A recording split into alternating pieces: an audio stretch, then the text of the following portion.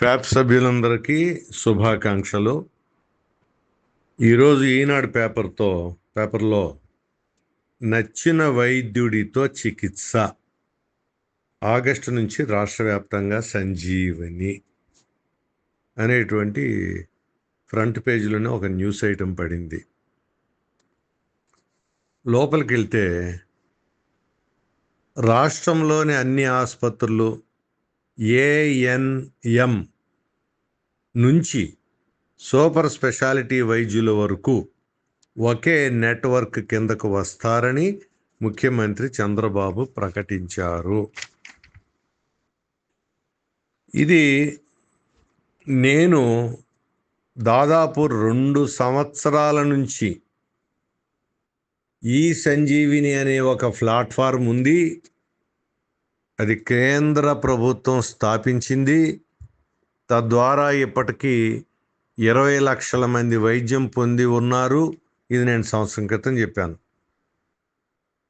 మన ఆర్ఎంపీల తాలూకా అన్ని బహిరంగ సభల్లోనూ ఈ సంజీవిని కిందకి మన గ్రామీణ వైద్యుల వ్యవస్థని బ్రహ్మాండంగా తీసుకుని వాడుకోవచ్చు అని ఆనాటి నుంచి ప్రతి సభలోనూ నేను ఒక్కాణించి చెబుతూనే ఉన్నాను. ఇప్పుడు చూడండి చంద్రబాబు గారు ఏమంటున్నారో, ఏఎన్ఎం నుంచి సూపర్ స్పెషాలిటీ వైద్యుల వరకు ఒక నెట్వర్క్ కనెక్ట్ చేస్తానని అంటున్నాడు. ఏఎన్ఎం అంటే ఆవిడికి ఏముంది అసలు వైద్య శాస్త్రం మీద అవగాహన? అవుట్సోర్సింగ్ కింద ఒక 6-7 వేల రూపాయలు లేకపోతే 10,000 రూపాయలు జీతం ఇచ్చి సమాచారాన్ని అందజేయటానికి, ఇంటింటికి వెళ్ళి సమాచారం సేకరించడానికి మాత్రమే ఉపయోగపడేటువంటి ఎలాంటి జ్ఞానము వైద్య శాస్త్రంలో లేనటువంటి ఆవిడ్ని ఈ ప్రభుత్వం ఉపయోగించుకుంటాయింది. వాళ్ళకి ఎంతో కొంత నెలకి ఇస్తారు. మరి గ్రామీణ వైద్యులతో పోలిస్తే మనం ప్రభుత్వం దగ్గర నుంచి ఏమీ ఆశించలేదే. మనం ట్రైనింగ్ పొంది అనుభవంతో సంపాదించినటువంటి వైద్య శాస్త్రం, వైద్య జ్ఞానం మనం చాలామంది ఎంబీబీఎస్లతో పోటీలు పడేటువంటి స్థాయికి మనం ఎదిగామే. మనము అదే ఈ సంజీవిని ప్లాట్ఫామ్లో మనం తగదా? ఏఎన్ఎం కంటే తీసిపోయామా? డబ్బులు ఇచ్చి ఏఎన్ఎం ద్వారా నేను చేస్తానని అంటున్నారు. ఆ పని డబ్బులు ఇవ్వకుండా మనతో చేయించవచ్చు కదా. ఆ విధంగా మన రికగ్నిషన్ ఇస్తే మెరుగైన వైద్యం కూడా మనం చేస్తాం కదా. అయితే ఎక్కువ చేస్తారు, ఇష్టం వచ్చినట్టు వాడతారు, మీరు రెచ్చిపోయి వైద్యం చేస్తారు, తద్వారా ప్రజలకి ఇబ్బంది కలుగుతుంది. ఎక్కడో ఒక చోట ఎవరో ఒక ఆర్ఎంపీ ఏదో ఒక పిచ్చి పని చేశాడు, ఆత్మవిశ్వాసంతో ముందుకెళ్ళాడు, ప్రమాదం జరిగింది. అందరినీ ఒకే ఘాటు మీదకి తీసుకొస్తారా? అందరికీ అంటగడతారా? అది ఎంతమంది గవర్నమెంట్ ఆసుపత్రుల్లోనూ ప్రైవేట్ ఆసుపత్రుల్లో జనాలు చచ్చిపోవట్లేదు, మనం చూస్తూనే ఉన్నాం కదా. పొరపాట్లు ప్రతి చోట ఉంటాయి. సో అలాంటప్పుడు వ్యవస్థ మీద భారం వేస్తారు, నెపం వేస్తారా మీరు? కరెక్ట్ కానే కాదు. దీని మీద తప్పనిసరిగా ప్రభుత్వం ఆలోచించాలి.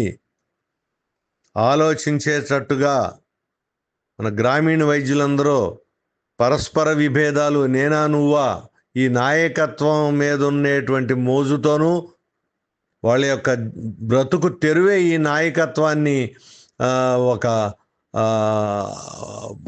ఆదాయ మార్గంగా, నేను నిర్మోహమాటంగా చెప్తున్నాను, ఉపయోగించుకుని ఈ వ్యవస్థని చిన్నాభిన్నం చేశారే, ముక్కలుగా పంచుకున్నారే. అందరూ అలా ఉంటే శక్తి ఎట్టా వస్తుంది?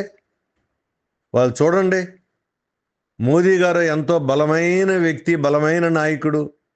కేవలం ఒక అంశం పట్టుకుని జంతర్ మంతర్లో పట్టుదలతో ముక్కు పచ్చలారని, మూతి మీద మీసాలు లేని యువతంతా అక్కడ చేరి అక్కడ వాళ్ళు అనుకున్నది సాధించుకున్నారే. అంతకంటే తీసిపోయామా మనం వైద్య సేవ చేస్తున్నటువంటి వ్యక్తులు మద్దతుతో తీసుకుంటే దాన్ని మనం ఒక ఉదాహరణ కింద తీసుకుని మనం ఏం సాధించుకోలేం? అందరూ ఆలోచించుకోండి. ఇది కేవలం నేను ఫ్యాప్లో ఉన్న సభ్యులకే చెప్తున్నాను, కానీ దానికే పరిమితమని కాదు. అది మీకు తెలిసిన వాళ్ళలో ఇతర గ్రూపుల్లో ఏమైనా ఉంటే పంపండి. మనం ఈ సంజీవిని కింద మమ్మల్ని గుర్తించి తీసుకుని మాతో పనిచేయించుకోండి అనే నినాదం ఈరోజు చంద్రబాబు నాయుడు గారు ఇచ్చినటువంటి స్టేట్మెంట్లతో మనకు అర్హత వచ్చినట్టే. ఈ అర్హతని మనం ఉద్యమ రూపంలోకి తీసుకెళ్లే ప్రయత్నం చేయమని మీ అందరికీ మనవి చేసుకుంటూ సెలవు తీసుకుంటున్నాను. మీరు కూడా ఆలోచించుకోండి దీని మీద.